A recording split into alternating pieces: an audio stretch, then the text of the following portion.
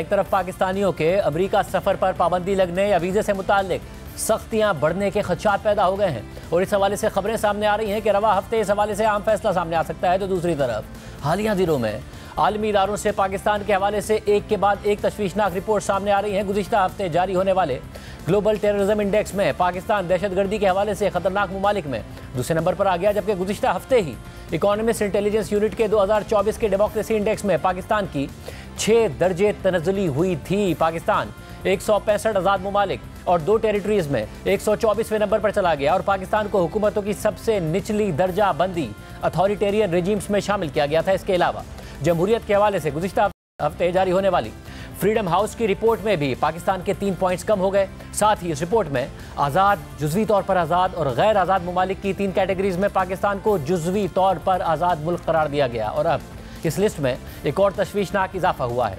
इंसानी हुकूक की आलमी तंजीम सिविकस मॉनिटर ने इंसानी हुकूक और शहरी आज़ादियों की ख़राब सूरत हाल की वजह से पाकिस्तान को कॉन्गो, सर्बिया, इटली और अमेरिका के साथ मार्च 2025 की वॉच लिस्ट में शामिल कर लिया है, जबकि इन 5 ममालिक में भी कॉन्गो और पाकिस्तान को रिप्रेस्ड ममालिक की रेटिंग दी गई है। रिपोर्ट के मुताबिक watch list Congo, Italy, Pakistan, Serbia और अमेरिका में शहरी आज़ादियों के हवाले से संगीन खदशात को उजागर करती है। वॉच लिस्ट इन ममालिक की तरफ तवज्जो मबजूल कराती है जहाँ सिविक स्पेस में संगीन हद तक कमी सामने आ रही है और यह जायज़ा सिविकस मॉनिटर की रिसर्च फाइंडिंग्स, रिसर्च पार्टनर्स और ग्राउंड पर मौजूद एक्टिविस्ट से मुशावरत पर मबनी होता है। रिपोर्ट के मुताबिक आने वाले हफ्तों और महीनों में मज़कूरा ममालिक में से हर एक मुल्क में होने वाली डेवलपमेंट्स का करीब से जायजा लिया जाएगा ताकि इन हुकूमतों पर ज़्यादा दबाव डालने को यकीनी बनाया जा सके। सिविकस मॉनिटर इन हुकूमतों से मुतालबा करता है कि वो इस क्रैकडाउन को फौरी तौर पर ख़त्म करने के लिए अपने इख्तियार में मौजूद हर मुमकिन कदम उठाएँ और जिम्मेदारों को कटहरे में लाने को यकीनी बनाएँ। पाकिस्तान में जनवरी 2025 में हुकूमत ने इलेक्ट्रॉनिक जराइम की रोकथाम के ड्रैकोनियन कानून पीका में कौमी असम्बली से अपनी तरामीम मंजूर करवाकर ऑनलाइन इज़हार राय पर कंट्रोल मज़ीद सख्त कर दिया, जबकि नवंबर के आखिरी हफ्ते में अपोजिशन के एहतजाज से पहले पाकिस्तान इंटरनेट ब्लैकआउट में चला गया था। इसके अलावा सोशल मीडिया साइट एक्स फरवरी 2024 से डाउन है।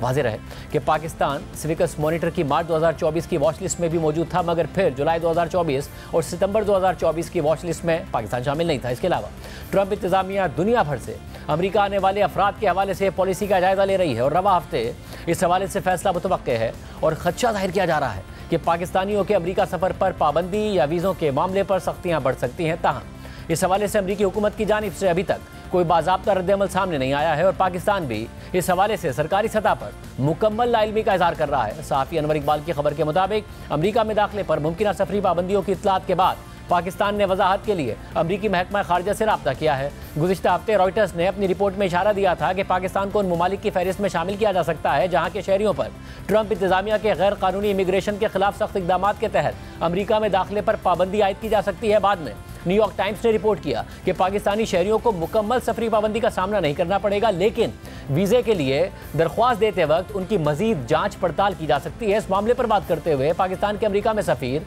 रिजवान सईद शेख ने बताया है कि हम अमरीकी महकमा खारजा के साथ राब्ते में हैं, लेकिन हमसे अभी तक ऐसी कोई चीज़ शेयर नहीं की गई। खबर के मुताबिक न्यूयॉर्क टाइम्स ने रिपोर्ट किया था कि पाकिस्तान को ऑरेंज कैटेगरी में डाला जा सकता है, जिसके तहत कुछ मखसूस तरह के वीज़ों पर पाबंदियाँ आयद की जाएंगी। इस फहरिस्त में शामिल ममालिक सिर्फ कारोबारी सफरी वीज़े के लिए अहल होंगे, लेकिन उन ममालिक से तारिकीन वतन और सयाहों को वीज़े नहीं मिलेंगे। साथ ही इन वीज़ों का दौरानिया भी कम किया जा सकता है, जबकि दरख्वास्त गुजारों को ज़ाती हैसियत में इंटरव्यूज़ देने पड़ेंगे। खबर के मुताबिक पाकिस्तान को इस कैटेगरी में डालने के बारे में सवाल किया गया तो पाकिस्तान के अमेरिका में सफ़ीर रिजवान सईद शेख ने जवाब दिया कि यह फ़िलहाल न्यूज़ रिपोर्ट्स पर मबनी है, अभी तक कोई ऑफिशियल चीज़ सामने नहीं आई है, हम अभी भी तस्दीक का इंतजार कर रहे हैं। इसके अलावा सहाफ़ी कामरान यूसुफ की खबर के मुताबिक ज़राए ने बताया है कि पाकिस्तान को ट्रंप इंतज़ामिया के सफरी पाबंदियों के मुजवज़ा इक़दाम के बारे में कोई इल्म नहीं है। बगैर नाम के अमरीकी हुकाम के हवाले से शाया होने वाली हालिया रिपोर्ट्स में दावा किया गया है कि अफगानिस्तान और पाकिस्तान उन ममालिक की फहरिस्त में शामिल हो सकते हैं जिन्हें अमरीका के लिए जुज़वी या मुकम्मल सफरी पाबंदी का सामना करना पड़ सकता है। खबर के मुताबिक इस पर रद्द-ए-अमल देते हुए नाम जाहिर न करने की शर्त पर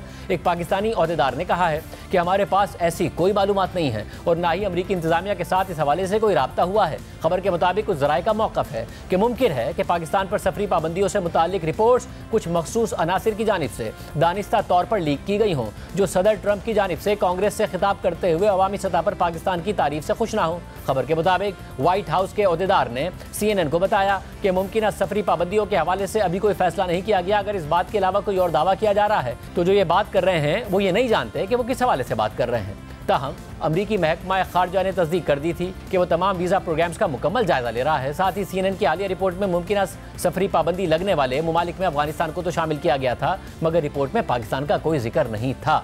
दूसरी तरफ नूनी और पीपल्स पार्टी के ताल्लुकात में एक मसला नजर आ रहा है। नूनी और पीपल्स पार्टी के दरमियान दरिया सिंध के पानी के मामले पर एक बड़ा तनाज़ा बना हुआ है। पीपल्स पार्टी और सिंध हुकूमत का दावा है कि नई नहरें निकालने से सिंध में पानी की किल्लत हो जाएगी। हुकूमत इस एकतरफा फैसले को वापस ले। आज सदर मुमलिकत आसिफ अली जरदारी ने भी पार्लियामेंट के मुश्तरका इजलास से खिताब करते हुए इस मसले को सामने रखा।